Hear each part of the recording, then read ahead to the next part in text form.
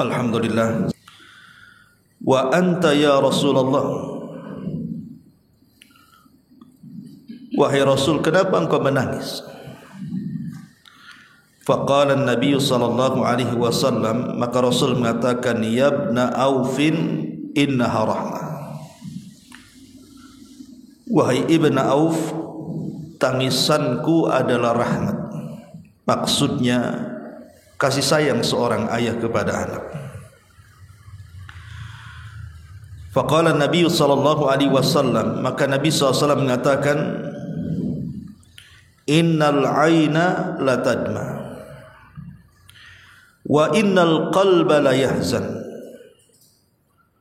wa la naqulu illa ma yarda rabbuna wa inna bi firaqika ya Ibrahim la mahzun. Sesungguhnya mata ini bisa saja mengeluarkan air mata dan hati itu bisa sedih. Tetapi kata Rasul, aku tidak pernah mengatakan kecuali apa yang diridhoi Rabbku saja. Dan sesungguhnya diriku dengan perpisahan wahai Ibrahim sungguh menyesakkan dada. Hadis ini menjelaskan kepada kita bahwa manusia setingkat Nabi SAW saja mengalami musibah yang menjadikan dirinya menangis, padahal dia seorang Nabi. Di sini kita bisa petik pelajaran bahwa siapapun manusia, tidak harus dia seorang Nabi, bahkan semua manusia pasti tertimpa sebuah musibah. Dan tentunya Nabi SAW dan para Nabi yang lainnya, tentu musibahnya jauh lebih besar dibandingkan musibah yang kita derita. Karena ini tercermin dari ucapan Nabi SAW sendiri. Kata Nabi SAW, asyaddal bala indallahil anbiya. Yang paling besar ujian yang Allah anugerahkan kepada manusia adalah para Nabi. Thummal amsal fal amsal, baru kemudian setelah Nabi, baru setelah Nabi. Dan ujian manusia itu banyak sekali. Ujian manusia yang membuat sedih manusia itu banyak sekali. Makanya kenapa kemudian ada istilah yang diungkapkan Imam Syafi'i rahimahullahu ta'ala. Kata beliau, thamaniyatun tajri 'alan nasi kullihim wala budda lil insani yalqa thamaniyata. Ada 8 perkara yang pasti dilalui semua manusia, dan 8 perkara ini sudah keharusan menempel pada manusia. Kemudian kata Imam Syafi'i, sururun wa huznun wa ijtima'un wa furqatun wa yusrun wa usrun thumma suqmun wa afiyah. Kebahagiaan, kesedihan, berkumpul dan berpisah, mudah dan susah, sakit dan juga kesehatan. Inilah 8 perkara yang tidak mungkin lepas dari manusia. Terkadang manusia bahagia, terkadang manusia sedih. Terkadang manusia berkumpul, terkadang manusia berpisah. Terkadang manusia diberikan kemudahan, terkadang diberikan kesulitan. Terkadang diberikan penyakit, terkadang diberikan kesehatan. Itulah manusia. Pasti 8 perkara ini ada pada diri mereka. Karena Allah Subhanahu wa ta'ala tidak pernah menciptakan manusia itu dalam satu kondisi. Allah Subhanahu wa ta'ala mengatakan, wa tilkal ayyam nudawiluha bainan nas. Namanya hari itu diputar oleh Allah Subhanahu wa ta'ala dari satu kondisi ke kondisi berikutnya. Supaya apa? Supaya ada keadilan, penyeimbangan hidup. Manusia kalau tidak diberikan musibah, bisa saja dia melampaui batas. Makanya Umar ibn Khattab radhiyallahu anhu ketika memberikan catatan kepada ayat wa basyiris sabirin alladzina idza asabatkum musibatun qalu inna lillahi wa inna ilaihi raji'un ulaika alaihim salawatu min rabbihim wa rahmah wa ulaika humul muflihun. Beri kabar gembira kepada orang-orang yang ditimpa musibah kemudian mereka sabar, kemudian mereka mengucapkan inna lillahi wa inna ilaihi raji'un, semua datang dari Allah dan akan kembali kepada Allah. Maka bagi mereka Allah akan memujinya, Allah akan menurunkan rahmat kepadanya, dan Allah akan memberikan hidayah kepada mereka.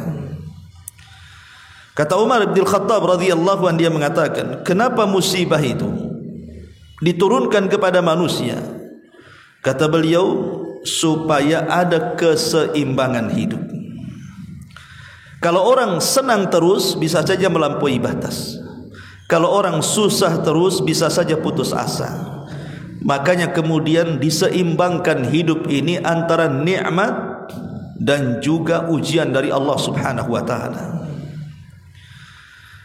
Ma'asyiral muslimin wal muslimat rahimani wa rahimakumullah. Dan ujian manusia itu sekali lagi banyak sekali. Ada orang yang diberikan musibah oleh Allah Subhanahu wa taala dengan kematian seperti yang dilakukan Nabi di sini. Terdapat dalam hadis ini Rasul ditinggal mati orang yang tercintanya. Bukan hanya satu Ibrahim dalam hadis ini, tapi sebelumnya Rasul sallallahu alaihi wasallam sudah ditinggal mati oleh putra-putra tercintanya, dimulai dari Qasim kemudian Abdullah, kemudian disusul dengan anak-anak perempuannya, di mana Nabi sallallahu alaihi wasallam langsung menguburkan dengan tangannya. Kematian Zainab ada di hadapannya, kematian Ruqayyah ada di hadapannya, kematian Ummu Kulthum ada di hadapannya, dan tiga-tiganya dikuburkan langsung oleh Nabi sallallahu alaihi wasallam kecuali Fatimah, karena Fatimah meninggal setelah Rasul meninggal. Tapi semua putra-putri Rasul meninggal sebelum Rasul meninggal, dan tidak ada kesedihan melebihi kematian orang-orang yang dicintainya. Ma'asyiral muslimin yang dimuliakan Allah Subhanahu wa taala, atau boleh jadi Allah Subhanahu wa taala memberikan musibah dengan ditimpanya banyak penyakit. Ada orang yang sudah bertahun-tahun mengidap penyakit, diobati ke sana kemari juga tidak kunjung sembuh. Bahkan angkat tangan rumah sakit, angkat tangan dokter sudah tidak sanggup mengobatinya, hanya menunggu ajalnya saja. Tapi ada juga manusia ditimpa dengan ekonomi. Boleh jadi mungkin usahanya dibangkrutkan. Dia sudah berusaha ke sana kemari juga tidak kunjung diberikan rizki yang cukup oleh Allah Subhanahu wa taala. Atau boleh jadi kesedihan ini atau musibah ini karena ucapan manusia. Mungkin dia difitnah, mungkin dia dibuli, mungkin dia digibah, mungkin dia diadu domba dan begitu seterusnya. Atau boleh jadi karena pertengkaran suami istri, anak dengan ayah atau dengan tetangga, atau kesedihan orang-orang yang dalam penjara, atau kesedihan orang-orang yang terlilit hutang, atau kesedihan orang-orang yang kemudian terzolimi selama hidupnya. Ikhwatu fiddin muliakan Allah Azza wa Jalla, ujian manusia itu bermacam-macam. Tetapi ingat bahwa tidak mungkin Allah Subhanahu wa taala memberikan ujian itu kecuali manusia bisa menghadapinya. Mustahil. Ketika Allah Subhanahu wa taala menurunkan ujian itu, manusia tidak bisa menghadapinya, karena Allah menurunkan ujian itu sesuai dengan kadar keimanannya. Kalau imannya kuat, Allah tambah ujiannya. Tapi kalau imannya lemah, maka Allah Subhanahu wa taala peringan ujiannya. Tapi ingat bahwa ujian itu Allah Subhanahu wa taala letakkan kepada hambanya hanya untuk menguji keimanan mereka. Apakah iman mereka benar ataukah dusta? Ma'asyiral muslimin yang dimuliakan Allah Subhanahu wa taala. Lalu kenapa manusia bisa stres? Kenapa manusia bisa bimbang, bisa bingung, bisa sedih? Apa penyebabnya? Hadis Aisyah Ummul Mukminin radhiyallahu anha, Beliau pernah mengatakan, bersabda Nabi sallallahu alaihi wasallam, kata Nabi sallallahu alaihi wasallam, "Idza kathurat dzunubul 'abdi wa lam yakun lahu ma yukaffiruha minal 'amali, ibtalahu Allahu bil hazni liyukaffiraha anhu." Apabila manusia sudah terlampau banyak dosa yang dilakukannya dan tidak ada yang bisa menggugurkan dosa itu dengan amalannya, dosanya banyak tapi amalannya sedikit, dosanya banyak tapi ibadahnya tak banyak, dosanya banyak tapi ketaatannya tidak banyak, maka terkadang Allah subhanahu wa ta'ala menguji hamba ini dengan kesedihan. Kalau dia sabar dengan kesedihan itu, itulah sebagai penggugur dosanya. Dan boleh jadi dengan kesabarannya itu, maka Allah subhanahu wa ta'ala akan pulihkan kebahagiaannya. Dari sini kita tahu bahwa sebab vital kenapa orang itu bisa stres, bisa sedih, bisa gundah gulana dan yang semacamnya, tidak lain karena dosa yang dilakukannya. Atau boleh jadi sebab yang kedua karena syaitan. Karena syaitan ini menghendaki musuh-musuhnya dari kalangan Bani Adam itu supaya dia sedih, supaya dia stres, mengganggu ibadahnya.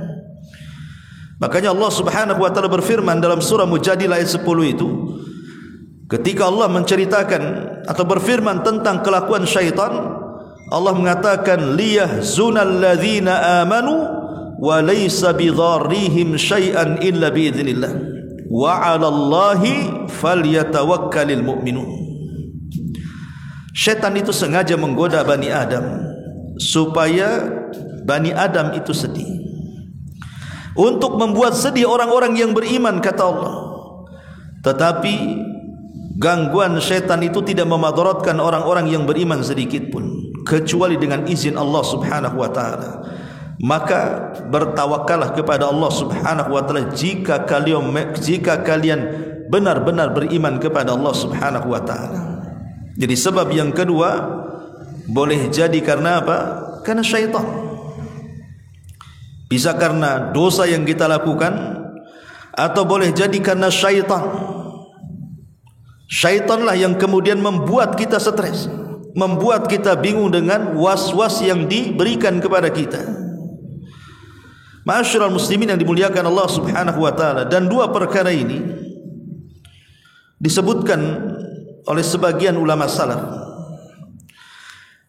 Para ulama salaf mengatakan, man arada afiyatal jismi falyuqallil minat ta'ami wasyarabi, wa man arada afiyatal qalbi falyatrukil atham.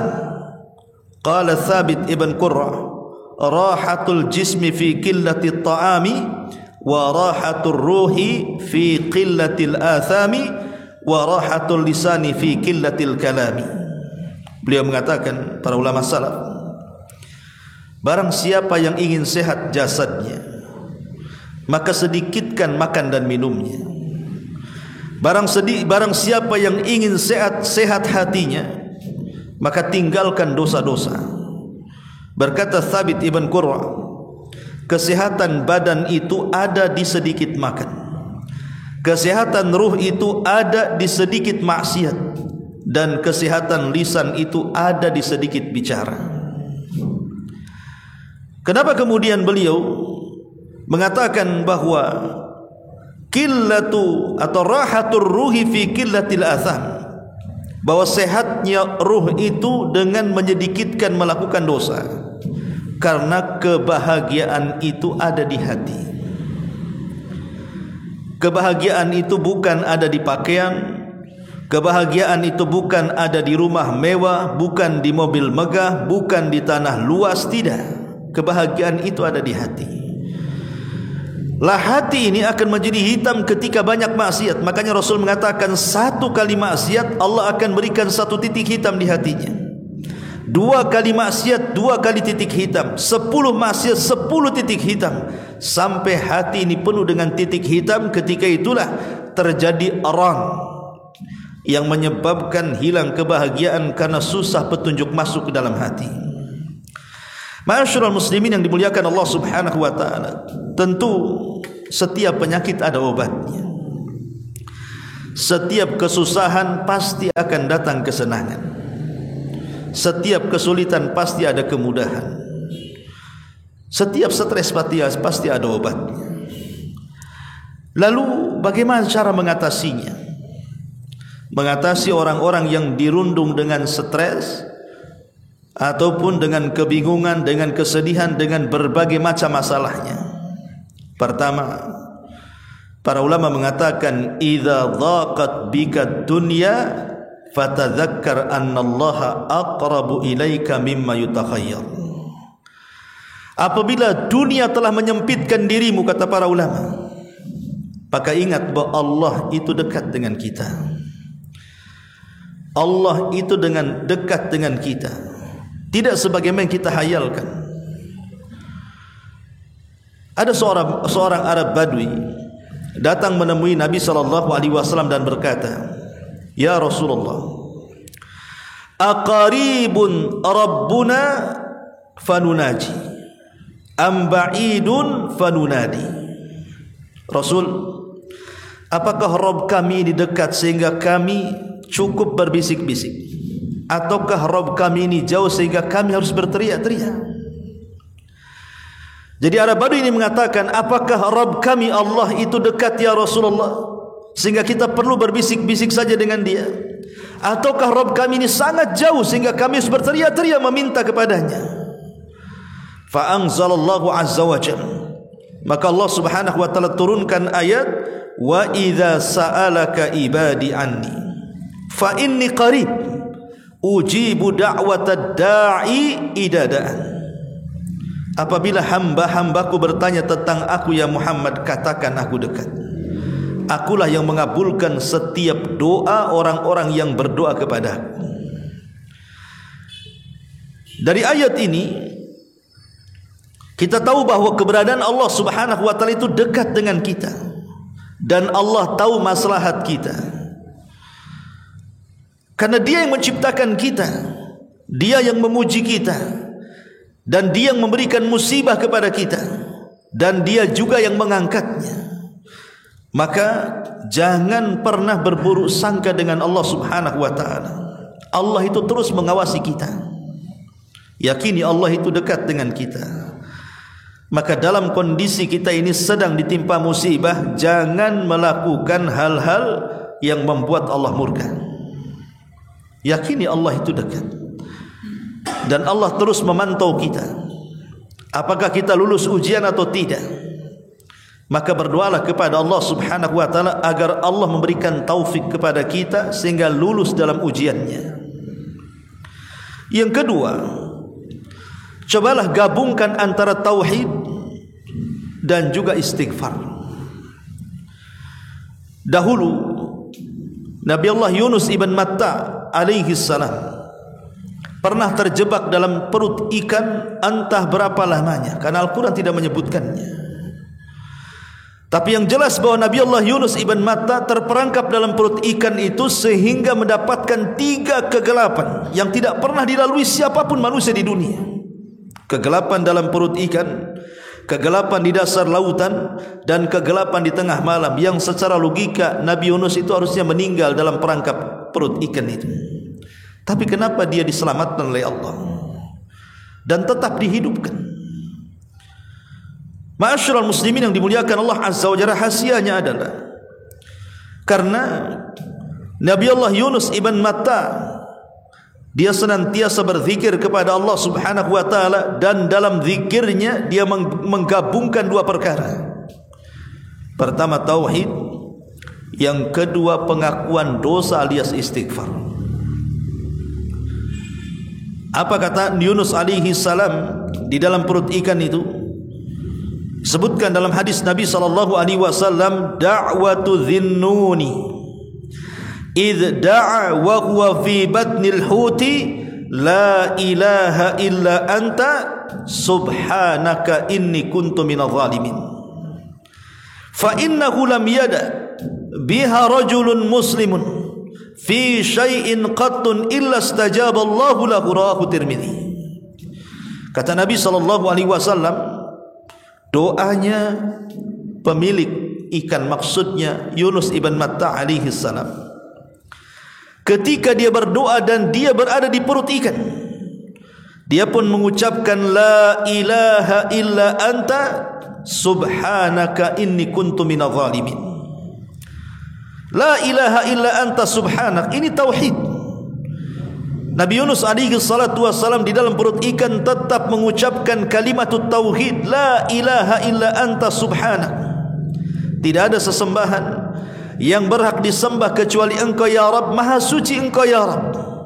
Kemudian Nabi Yunus alaihi salatu wassalam mengakui dosa-dosanya dan beristighfar, dan dia mengatakan inni kuntu minadh dhalimin. Sesungguhnya aku adalah hambamu yang penuh dengan kezaliman. Seolah-olah Yunus mengatakan, ampuni dosa-dosaku, terlampau banyak dosa yang aku lakukan kepadamu. Maka Rasulullah SAW mengatakan, tidaklah seorang muslim berdoa dengan doa ini kemudian meminta sesuatu kecuali pasti Allah Subhanahu wa taala akan mengabulkan permintaannya. Ma'asyiral muslimin yang dimuliakan Allah Azza wa Jalla, sampai Allah Subhanahu wa taala mengatakan, kalaulah Yunus dalam perut ikan itu tidak termasuk hamba Allah yang banyak bertasbih, la labisa fi batnil huti ila yaumi yub'atsun, tentu Yunus akan berada di perut ikan itu sampai hari dibangkitkan kiamat. Tapi dia hamba Allah yang banyak bertasbih. Akhirnya setelah dia berusaha untuk berzikir dan suaranya melesat ke langit, sampai para malaikat di langit mengatakan kepada Allah Azza wa Jalla, ya Rabb, ini ucapan ini sangat ma'ruf, tetapi di mana hamba itu yang mengucapkannya? Kami tidak tahu. Maka Allah Subhanahu wa taala, itulah hambaku Yunus ibn Matta sedang berzikir di dasar lautan di perut ikan. Maka Allah Subhanahu wa taala memerintahkan ikan itu untuk naik ke permukaan dan memuntahkan Yunus ibn Matta, dan Allah selamatkan. Kata para ulama, maka siapapun yang sedang bersedih, yang banyak musibah, maka lakukan seperti Yunus ibn Matta, gabungkan antara tauhid dan juga istighfar. Karena kita tahu bahwa semua ujian ini datang dari Allah Subhanahu wa taala, maka kembalikan kepada Allah Subhanahu wa taala, serahkan ujian ini kepada Allah. Kalau kita menghadapi ujian sendirian tidak akan sanggup. Jangankan sekelas kita, sekelas Nabi SAW saja, dia tidak akan sanggup menghadapi ujian kalau bukan karena pertolongan Allah Subhanahu wa taala. Makanya ketika dia dilempari oleh penduduk Taif, kemudian dia pun berdarah-darah dengan Zaid ibn Harithah, maka sepanjang jalan dalam pelarian itu Nabi SAW hanya menyerahkan urusan kepada Allah Subhanahu wa taala dan mengatakan, illam yakun alayya sakhatun fala ubali. Ya Rabb, kalau ujian ini bukan bentuk azabmu kepadaku, bukan dalam bentuk siksamu kepadaku, aku enggak peduli. Seolah-olah Rasul mengatakan, selama ujian ini bentuk rahmat kasih sayangmu kepada hamba-hambamu, silahkan uji sesukamu. Tapi kalau ini dalam bentuk azab, jangan sampai. Karena ketika ujian itu dalam bentuk azab, berarti itu datang dari kemurkaan karena dosa yang kita lakukan. Tetapi kalau ujian itu datang dalam bentuk rahmat, berarti Allah hendak meninggikan derajat. Makanya Rasulullah SAW hanya mengatakan, kalau ini bukan kemurkaanmu ya Rabb, aku tidak peduli seberapa besar kau timpakan ujian itu kepadaku, asal bukan dalam bentuk kemurkaan, tapi dalam bentuk rahmat. Ma'asyiral muslimin yang dimuliakan Allah Subhanahu wa taala. Kemudian yang ketiga, gabungkanlah antara salat dan doa. Gabungkan antara salat dan doa. Hudzaifah bin Yaman radhiyallahu anhu, beliau berkata, kana an-nabiy sallallahu alaihi wasallam idza ishtadda alaihi amrun qama ila salati. Kata Hudzaifah bin Yaman radhiyallahu anhu, Rasul itu kalau mendapatkan ujian yang tidak bisa lepas dari diri dia, saking beratnya ujian itu, maka Nabi sallallahu alaihi wasallam langsung menuju salat. Jadi Nabi SAW kalau ada perkara yang tidak bisa lepas dari diri dia, kesulitan yang sulit lepas darinya, maka dia segera salat. Dari sini kita tahu bahwa salat itu bisa mengurai kesulitan. Cobalah kita ini bangun di sepertiga malam akhir. Selain kita melaksanakan salat 5 waktu, kita coba bangun di sepertiga malam akhir, tahajud di situ. Karena di situ Allah Subhanahu wa taala turun ke langit dunia dan mengatakan kepada hamba-hambanya, "Man yad'uni fa astajibala, wa man yastaghfiruni fa'utiya, wa man yastaghfiruni fa'aghfirlah, wa man yas'aluni fa'utiya." Siapa yang berdoa ku kabulkan, siapa yang minta ampun ku ampuni, siapa yang meminta pasti ku beri. Ini kesempatan Allah Subhanahu wa taala mengundang setiap hari di sepertiga malam. Karena Allah Subhanahu wa taala mengatakan, wasta'inu bis sabri was salat. Mintalah pertolongan dengan kesabaran dan dengan salat. Jadi salat itu adalah penyebab terurainya masalah. Kenapa demikian?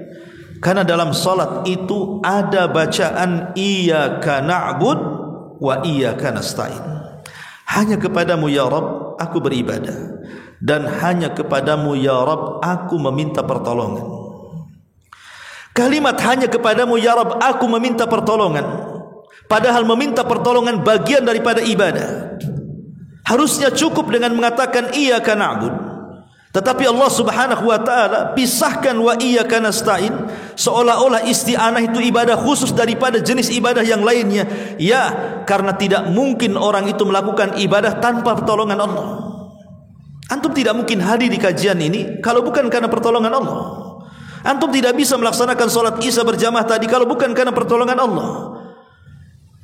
Bahkan tidak mungkin kita menggerakkan tangan, kaki dan yang lainnya kalau bukan karena pertolongan Allah. Seolah-olah kalimat iyyaka na'bud wa iyyaka nasta'in ini mengatakan bahwa kalau Allah Subhanahu wa taala tidak menolong perkara kita, tidak ada perkara sekecil apapun bisa kita selesaikan. Makanya sering saya katakan, sebesar apapun masalah, kalau Allah ikut campur tangan dalam menyelesaikannya, pasti akan ada jalan keluarnya.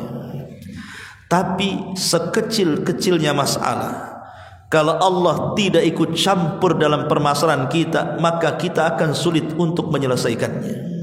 Karena semua datang dari Allah, dan Allah juga yang akan mengangkatnya. Maka salatlah, perbanyak salat, minta dalam salat kita agar masalah kita diselesaikan. Kemudian berdoa. Lalu doa apa yang diajarkan Nabi SAW supaya masalah kita ini mudah terselesaikan? Ma'asyiral muslimin yang dimuliakan Allah Subhanahu wa taala, doa ini ada 2 macam. Doa ini ada 2 macam. Ada doa sebagai wiqayah, penjagaan. Jadi sebelum datang masalah, sebelum datang kesulitan, sebelum datang kebingungan dan kesedihan itu, perbanyak doa ini supaya tidak menimpa kita. Yang kedua, doa yang selalu dipanjatkan dan diajarkan Rasul kepada kita apabila sudah terjadi masalah.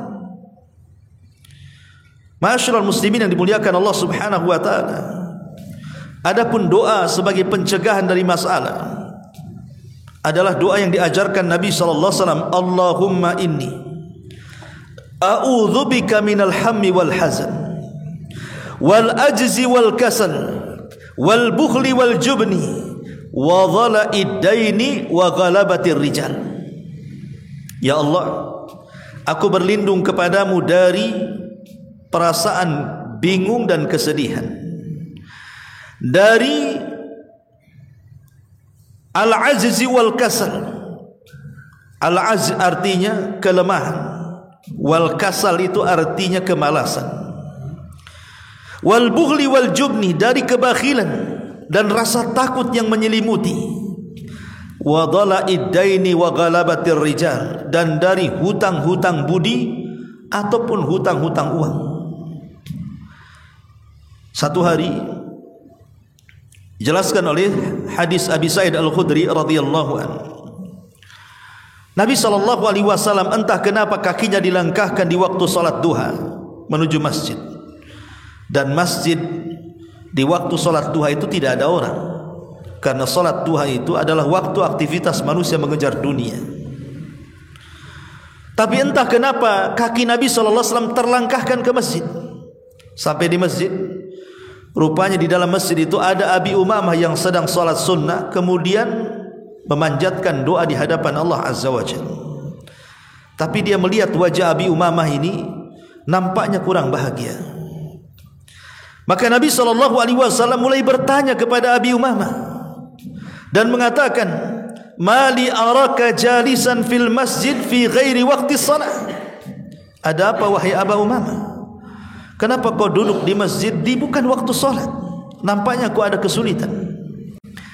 Kemudian Abu Umamah radhiyallahu anhu mengatakan, "Humumun lazimatni wa duyunun ya Rasulullah."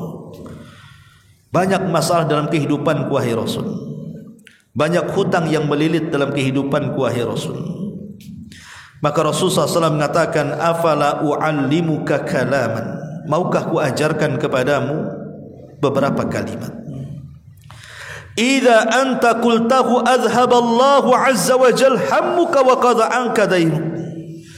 Kalau engkau baca, mudah-mudahan Allah menghilangkan kesulitanmu dan Allah lunasi hutang-hutangmu. Maka Abi Umamah langsung mengatakan, "Bala ya Rasulullah." Tentu wahai Rasul. Maka Rasul mengajarkan, "Ya Aba Umamah, idza asbahta wa idza amsayta." Apabila engkau di pagi hari atau di sore hari, katakanlah, "Allahumma inni a'udzubika minal hammi wal hazan, wa a'udzubika minal ajzi wal kasal, wa a'udzubika minal jumni wal bukhl, wa a'udzubika min ghalabati daini wa qahrir rijal."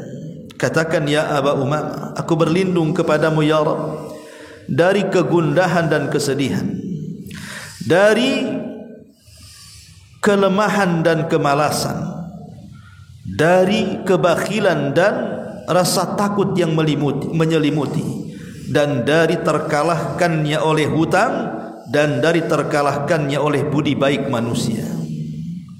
Ma'asyiral muslimin yang dimuliakan Allah Azza wa Jalla, Abu Umamah mengatakan, "Fa fa'altu dzalik fa adhaballahu azza wa jal hammi wa qada anni daini."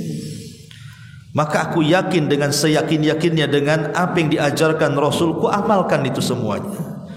Maka tidak lama setelah ku amalkan itu semua, apa yang terjadi?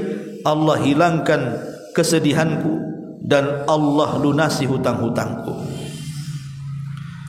Artinya di sini harus ada keyakinan dalam doa. Jangan ada keraguan. Karena ragu-ragu dalam berdoa itu menjadikan tidak terkabul doa kita. Harus ada keyakinan bahwa Allah Subhanahu wa taala pasti akan menolong kita. Tetapi kalau seandainya masalahnya semakin rumit, tidak bisa jalan keluar, berusaha ke sana kemari juga mentok, maka Nabi SAW mengajarkan sebuah doa, "Allahumma inni abduka wa ibnu abdika wa ibnu ammatika nasiyati biyadik madin fiyya hukmu azlun fiyya qada'u as'aluka bikulli ismin huwa sammaita bihi nafsa aw anzaltahu fi kitabik aw 'allamtahu ahadan min khalqik aw ista'tharta bihi fi 'ilmil ghaibi indak an taj'alal qur'ana rabi'a qalbi wa nura sadri wa jalaa'a hazni wa dhahaba hammi." Ya Allah, sesungguhnya aku adalah hamba. Kita adalah semua hamba Allah. Serahkan semua kepada Allah. Sesungguhnya aku adalah hambamu, putra hambamu, putra hambamu. Nasibku di tanganmu, nasibku di tanganmu. Ini bentuk apa? Penyerahan kepada Allah, bahwa nasib kita semua di tangan Allah. Nasib kita lah bukan di tangan kita. Makanya kalau ada dukun meramal lewat garisan-garisan tangan kemudian menentukan nasib seseorang, dustakan. Nasib kita semua di tangan Allah Subhanahu wa taala. Berlaku padaku ketentuan, adil padaku putusan. Aku memohon kepadamu dengan segala namamu yang engkau sebut untuk dirimu, nama yang engkau turunkan dalam kitabmu, yang kau ajarkan pada segelintir hambamu. atau nama yang hanya kau sendiri yang mengetahuinya dalam pengetahuan gaib, agar engkau ajarkan Al-Quran sebagai musim semi di hatiku. Apa hubungan Al-Quran dengan menghilangkan kesedihan, dengan menghilangkan gundah gulana, dengan menghilangkan kesetresan? Apa hubungan Al-Quran? Ingat bahwa tidak ada zikir yang paling agung melebihi membaca Quran. Tidak ada zikir yang lebih agung melebihi membaca Al-Quran. Dan Allah Subhanahu wa taala mengatakan, ala bi dzikrillahi tatmainnul qulub. Ingat, dengan zikir kepada Allah hati kita akan tenang. Ketenangan hati itulah yang menjernihkan akal. Ketika jernih akal, Allah terkadang memberikan ilham untuk mencari jalan keluar, dan Allah terkadang arahkan jalan keluar itu. Makanya di sini Allah Subhanahu Rasul SAW ajarkan, an taj'alal Qur'ana rabi'a qalbi wa nura sadri wa jala'a huzni wa dhahaba hammi. Agar Al-Quran dijadikan musim semi dalam hatiku, cahaya di batinku, pelenyap kebingunganku, dan penghilang kesedihan serta kebimbanganku. Teruslah membaca doa ini.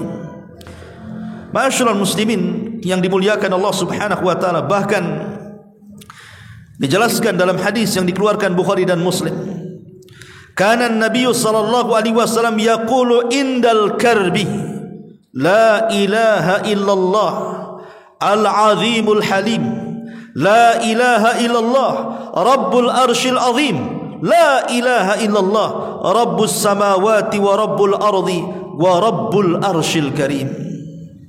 Tidak ada ilah sesembahan yang berhak disembah selain daripada Allah. Jadi Nabi SAW apabila sedang kesulitan melilit dia, maka beliau akan mengatakan, la ilaha illallah al-azimul halim.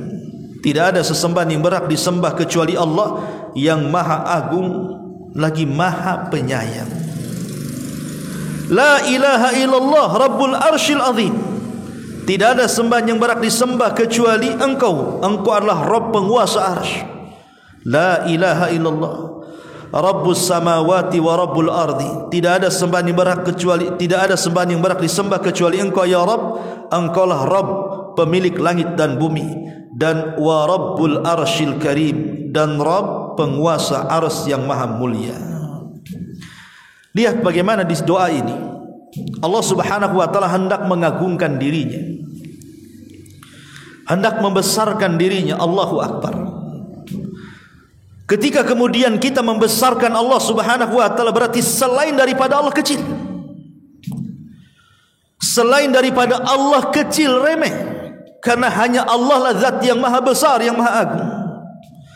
Maka kalau kita menanamkan perkara ini, kalau kita ada masalah kesulitan apapun, serahkan kepada Rabb yang maha akbar.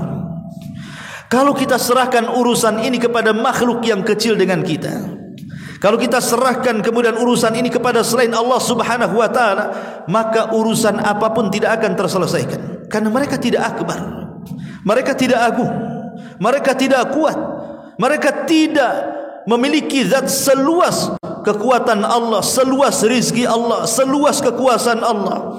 Makanya kemudian doa ini dijadikan oleh Nabi SAW sebagai doa untuk menghilangkan kesulitan.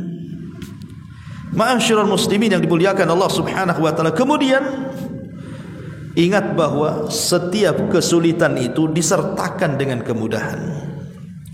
Manusia, saya, Anda atau siapapun, pasti akan mengalami kesulitan yang tidak mungkin seolah-olah dalam otak kita keluar dari situ. Rasanya dunia kiamat bagi dia. Pasti kita akan merasakan itu. Dan Anda yang belum pernah merasakan pasti akan melewatinya. Di mana Allah Subhanahu wa taala terkadang akan menguji kita itu dengan ujian yang berat seolah-olah dunia kiamat dan kita tidak bisa keluar dari situ.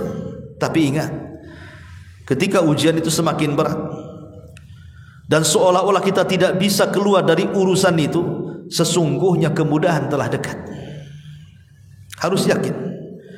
Kalau ujian itu semakin berat, kemudian kita dibuat susah, tapi kita tetap istiqamah, ketahuilah bahwa semakin sulitnya kesulitan, berarti semakin dekat kemudahan. Makanya dalam Al-Quran ada namanya suratul Insyirah. Surah Al-Insyirah. Lah surah Al-Insyirah ini bertindak sebagai bentuk penghiburan dan dorongan bagi umat muslim. Tujuannya apa? Untuk meningkatkan semangat, terutama jika mereka menghadapi fase-fase kesulitan. Maka Allah Subhanahu wa taala janjikan dalam ayatnya, fa inna ma'al usri yusran, inna ma'al usri yusra. Maka sesungguhnya bersama kesulitan itu ada kemudahan. Sesungguhnya bersama kesulitan itu ada kemudahan. Subhanallah. Semua karunia Allah dan nikmatnya. Allah Subhanahu wa taala ketika menyebut kalimat kesulitan menggunakan alif lam. Inna ma'al usri. Tapi ketika Allah menyebutkan kemudahan, dibuangnya alif lam kemudian diganti dengan tanwin, yusran. Dalam ilmu bahasa, bahwa al-usri yang pertama adalah usri yang kedua, tapi yusron yang pertama bukan yusron yang kedua. Karena al-usri itu ma'rifat, yusron itu nakirah. Seolah-olah Allah ingin mengatakan kesulitan pertama adalah itu juga kesulitan yang kedua. Tapi kemudahan yang pertama bukan kemudahan yang kedua. Artinya satu kesulitan bisa datang dua kemudahan, tiga kemudahan, empat kemudahan, dan begitu seterusnya. Makanya Nabi SAW mengatakan dalam hadis Abdullah ibn Abbas radhiyallahu anhuma, kata Nabi SAW, wa'lam anna nasra ma'as sabri wa anna al-faraja ma'al karbi wa anna ma'al usri yusra. Ingatlah bahwa kemenangan itu diraih karena berkat kesabaran. Kesenangan itu diraih karena dia sabar ketika mendapatkan penderitaan. Dan kesulitan itu pasti diganti dengan kemudahan. Lambat laun pasti akan datang kemudahan, karena manusia tidak mungkin diciptakan dalam satu kondisi. Selama dia istiqomah dan yakin dengan Allah Subhanahu wa taala, maka semakin dekat, semakin sulit kehidupan kita, semakin dekat dengan kemudahan. Itu harus yakin. Inna ma'al usri yusra. Kemudian juga serahkan semua urusan kepada Allah Subhanahu wa taala, atau sidqut tawakkul. Perkuat tawakal kita dengan Allah Subhanahu wa taala. Nabi Allah Ibrahim alaihi salatu wassalam ketika dilempar ke dalam api oleh raja zalim, raja Babil, apa yang diucapkan Ibrahim? Hasbunallah wa ni'mal wakil. Itulah ucapan Ibrahim. Jadi ketika Ibrahim itu dilempar oleh manjani ketapel besar ke dalam api yang sedang menyala, yang tingginya sama dengan istana, tiba-tiba Ibrahim mengatakan hasbunallah wa ni'mal wakil. Cukuplah Allah sebagai pelindung, karena dia sebaik-baik pelindung. Apa yang terjadi? Faja'alahallahu alaihi bardan wa salaman. Maka Allah jadikan api itu menjadi dingin dan menyelamatkan. Dan itu juga pernah terjadi dengan Nabi SAW. Ketika kekalahan Rasul di Uhud, maka semua tentara Rasul mundur ke kota Madinah. Kemudian Abi Sufyan dan pasukannya mengancam akan mengirim pasukan besar untuk menyerang Madinah. Maka ketika itu disampaikan kepada Rasul bahwa Abi Sufyan akan membawa pasukan besar untuk membabat mereka habis. Dan Allah Subhanahu wa taala gambarkan dalam Quran, alladzina qala lahumun nas innan nasa qad jama'u lakum fahsyauhum. Orang-orang telah berkata kepada mereka, manusia sedang berkumpul, maksudnya musuh-musuh sedang berkumpul dan akan menyerang. Takutlah engkau. Apa yang terjadi? Fazadahum imanan. Maka iman Rasul semakin meningkat. Ditakut-takuti malah meningkat imannya. Kemudian Rasul mengajarkan kepada para sahabat kalimat hasbunallah wa ni'mal wakil. Maka semua sahabat mengikuti Rasul, wa qalu hasbunallah wa ni'mal wakil. Mereka pun berkata, cukuplah Allah sebagai pelindung karena dia sebaik-baik pelindung. Apa yang terjadi? Fanqalabu bi ni'mati minallahi wa fadlin lam yamsashum su wattaba'u ridwanallah wallahu dzul fadlil azim. Maka Allah ganti semuanya dengan nikmat yang sangat besar. Dari sini kita tahu bahwa ketika kesulitan itu semakin menguat, maka kuatkan tawakal kita kepada Allah. Sandarkan hati kepada Allah dengan betul-betul dengan sandaran. Katakan kepada Allah, hasbunallah wa ni'mal wakil. Cukuplah Allah sebagai pelindungku. Kalau kita mencari pelindung dari makhluk, tidak akan bisa melindungi, karena hanya satu-satunya zat pelindung adalah Allah Subhanahu wa ta'ala. Ma'asyiral muslimin yang dimuliakan Allah Azza wa Jalla, maka orang semakin kuat tawakalnya, maka semakin dekat kemudahan yang akan diraihnya. Bahkan Ibrahim ketika diuji lebih berat daripada itu. Ketika Ibrahim melihat putranya sudah usianya belasan tahun, ya sekitar 14-15 tahun, dan itu sudah lama tidak berjumpa. Mulai dari diletakkan di masa bayi dengan Hajar di negeri Mekah, ditinggalkan sampai belasan tahun.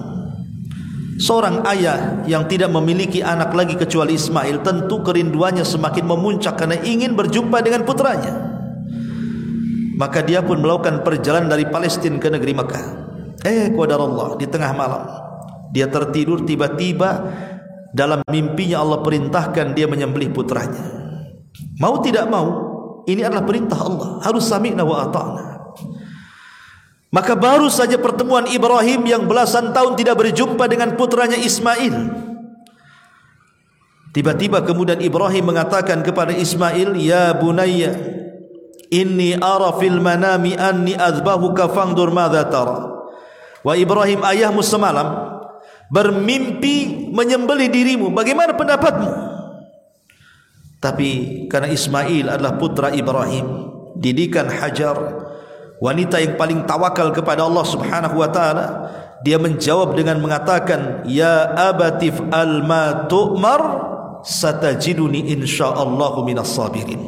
Wahai ayahku, kalau ini perintah Allah Subhanahu wa ta'ala, lakukan saja, karena engkau akan dapati aku termasuk hamba Allah yang sabar. Maka di ujung ayat Allah mengatakan, falamma aslama wa tallahu lil jabin. Ketika keduanya sudah memasrahkan diri kepada Allah, artinya tawakal, sudah dipasrahkan, itu urusan Allah Subhanahu wa ta'ala. Wa nadainahu ayya Ibrahim qad saddaqta ru'ya. Tiba-tiba datang panggilan dari langit dan mengatakan, wahai Ibrahim, engkau sudah membenarkan mimpimu.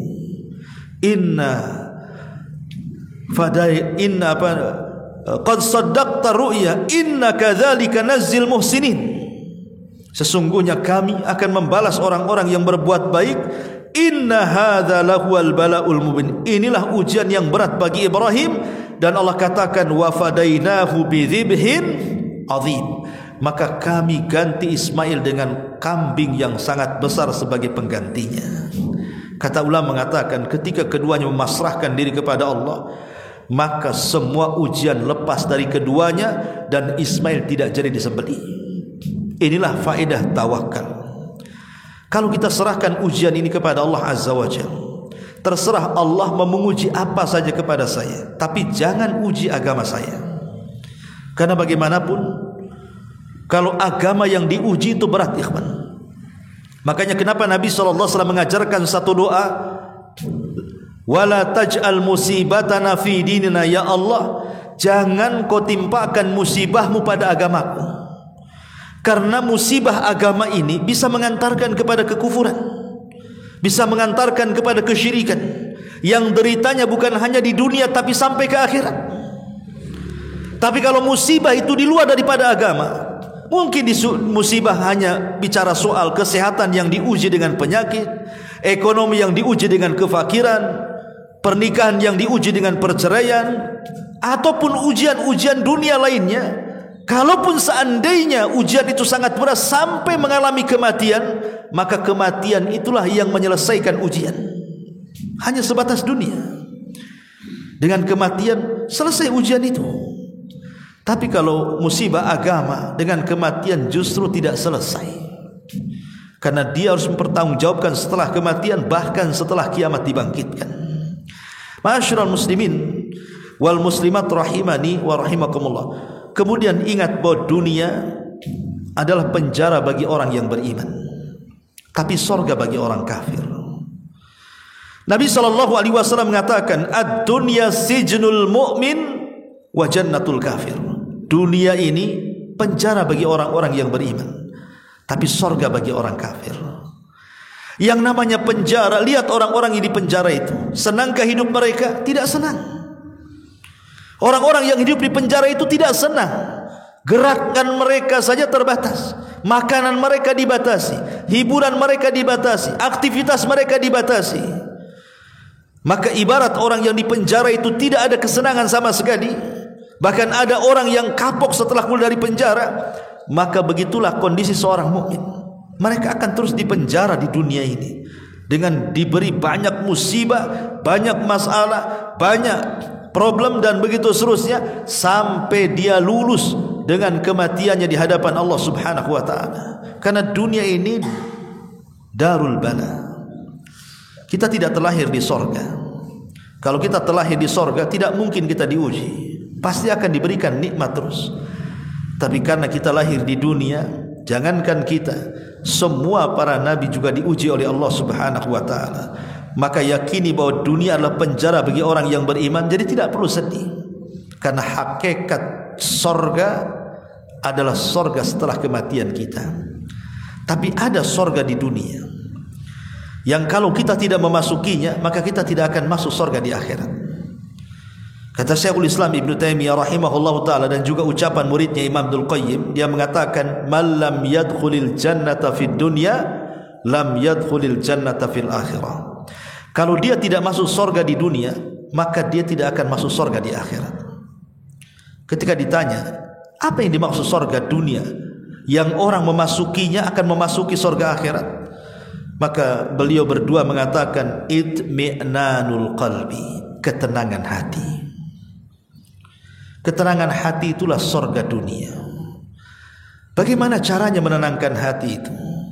Kata para ulama, sebagaimana yang dikatakan oleh Syekh Muhammad bin Abdul Wahhab di dalam Muqaddimah Qawaidul Arba, bahwa ketenangan hati itu bisa didapat dengan asyukru fi halin ni'ami, was-sabru fi halil bala'i, wal istighfaru fi halil dhunubi. Bersyukur ketika diberikan nikmat, bersabar ketika diberikan ujian, dan segeralah istighfar ketika dia berbuat dosa. Kalau tiga perkara ini kita lakukan, maka kita akan mendapatkan ketenangan hati. Bersyukur apabila diberikan nikmat, bersabar apabila diberikan ujian, dan segera istighfar apabila melakukan dosa. Rasul mengatakan, ajaban li amril mu'min. Sungguh mengherankan perkaranya orang Islam itu. Sungguh mengherankan perkaranya orang yang beriman itu. In asabathu dharra sabara fakanat khairan lahu, wa in asabathu syarra syakara fakanat khairan lahu. Seorang mukmin ini aneh, kalau ditimpa musibah dia bisa sabar, dan itu kebaikan bagi dia. Kalau ditimpa nikmat dia bersyukur, dan itu kebaikan bagi dia. Dan itu tidak ada kecuali bagi seorang mukmin. Artinya seorang mukmin ini, musibah apapun tidak menjadikan dia putus asa, nikmat apapun tidak menjadikan dia kufur nikmat. Dan itulah yang menenangkan hati. Itulah sorga dari sorga-sorga dunia. Ma'asyiral muslimin wal muslimat rahimani wa rahimakumullah. Kemudian cobalah dengan berhusnudzon kepada Allah Subhanahu wa taala, berbaik sangka dengan Allah Subhanahu wa taala. Maksudnya berbaik sangka dengan Allah itu apa? Berjalanlah dengan takdir. Berjalan dengan takdir. Bahwa kesulitan hari ini yang kita derita ini, sebelum Allah menciptakan langit dan bumi sudah dicatat di Lauhil Mahfuz. Mau diapakan lagi? Ya. Apa menolak takdir Allah? Jadi kesulitan hari ini yang kita lalui, apakah kita dizalimi? Apakah kita disakiti dengan ucapan-ucapan manusia? Apakah kita ditinggalkan orang yang kita cintai? Apakah kita dililit dengan hutang dan berbagai macam masalah? Apakah kita banyak ujian apapun? Itu sudah dicatat oleh Allah Subhanahu wa taala sebelum Allah menciptakan langit dan bumi 500 tahun. Sehingga berjalan dengan takdir. Nikmati takdir Allah Azza wa Jalla. Sebab kalau kita tidak berjalan dengan takdir dan kita menyalahi takdir terus, maka selamanya kita tidak akan tenang. Tapi kalau kita yakin dengan takdir Allah Azza wa Jalla dan berjalan dengan takdir Allah Subhanahu wa taala, pasti hidup kita akan tenang, ikhwan. Maka sekali lagi, berjalanlah dengan takdir Allah Subhanahu wa taala. Jangan sekali-kali kita membantah takdir Allah. Karena ketika seorang mukmin redha dengan keputusan Allah, maka dia tidak akan menyesal selamanya. Tapi kalau dia tidak akan redha dengan keputusan Allah, maka dia akan kecewa selamanya. Makanya perlunya di sini sifat qanaah. Qanaah itu apa? Redha dengan apapun yang Allah berikan kepada kita. Allah berikan kesenangan, kita katakan alhamdulillah ala kulli hal. Alhamdulillah bi nikmatihi tatimmus shalihat. Allah kurangi kesenangan kita, kita katakan alhamdulillah ala kulli hal. Berjalan dengan takdir. Karena kita tidak tahu musibah yang Allah turunkan kepada kita. Apakah musibah yang Allah turunkan kepada kita dalam rangka Allah menguji keimanan kita? Sengaja Allah turunkan supaya Allah tahu mana yang jujur imannya dan mana yang dusta imannya. Atau Allah Subhanahu wa taala sengaja berikan ujian kita kepada kita itu untuk membersihkan dosa-dosa kita. Mungkin terlampau banyak dosa kita ini yang tidak bisa diampuni dengan solat, dengan puasa, dengan zakat, dengan apapun amalan saleh, hanya dengan dibersihkan dosa, dengan cara diberikan ujian. Atau boleh jadi ujian ini dikirim dalam rangka mengingatkan kita supaya dosa-dosa kita ini dihentikan. Karena terkadang dosa yang kita lakukan kalau tidak diberikan teguran, itu akan terus melampaui batas. Makanya Allah Subhanahu wa taala berfirman di dalam Al-Qur'anul Karim, am hasibtum an tadkhulal jannah wa lamma ya'lamillahu alladhina jahadu minkum wa ya'lamas sabirin. Apakah kalian mengira kalian akan masuk surga begitu saja? Oh, tidak bisa. Sampai Allah mengetahui siapa orang yang sungguh-sungguh di antara kalian dan siapa orang-orang yang sabar di antara kalian. Sungguh-sungguh melawan dosa. Makanya terkadang Nabi SAW mengatakan la yazalul bala'u bil mu'min awil mu'minati fi jasadihi wa fi malihi wa fi waladihi hatta yalqallah wa ma'alaihi khatiyah. Terkadang Allah Subhanahu wa taala terus-menerus menimpa bala ujian kepada orang yang beriman itu, baik dalam jasadnya dengan penyakit, baik dalam hartanya dengan ludas, bangkrut, gulung tikar dan yang semacamnya, atau kepada anak-anak yang durhaka dan begitu seterusnya, sampai dia berjumpa dengan Allah dan tidak ada dosa yang dibawa menghadap Allah Subhanahu wa taala. Artinya terkadang ujian itu boleh jadi membersihkan dosa, ikhwan. Ya. Atau boleh jadi ukubah. Boleh jadi memang hukuman dari Allah. Terlampau banyak dosa yang kita lakukan sehingga Allah hukum dengan ujian-ujian itu. Kita tidak tahu yang mana satu. Tapi yang jelas kalau kita berjalan dengan takdir Allah Subhanahu wa taala, terus berhusnudzon kepada Allah, seolah-olah ini adalah yang terbaik bagi saya. Kalau tidak dibersihkan dosa dengan ujian, tentu sudah terlampau banyak dosa-dosa kita. Maka dari situ, dengan berbaik sangka dengan Allah itu jauh lebih baik, dan ini bisa meringankan ujian kita. Tapi kalau buruk sangka, justru Allah terkadang menambah ujian itu. Ma'asyiral muslimin wal muslimat rahimani wa rahimakumullah. Kemudian juga tentu yang paling penting juga adalah al-ihsan ilal khalqi. Teruslah berbuat baik kepada makhluk. Boleh jadi ujian itu datang dari doa-doa orang-orang yang kita zalimi. Kita tidak tahu. Ada orang-orang yang kita sakiti, kita tidak tahu. Rupanya dia berdoa pula kepada Allah tentang keburukan kita. Kita tidak tahu. Mungkin perbuatan-perbuatan kita yang dulu-dulu menyakiti orang dengan lisan kita, dengan perbuatan kita akhirnya tersakiti, dia pula mengangkat tangannya ke langit dan meminta kepada Allah untuk diturunkan bala kepada kita. Kita tidak tahu. Sampai-sampai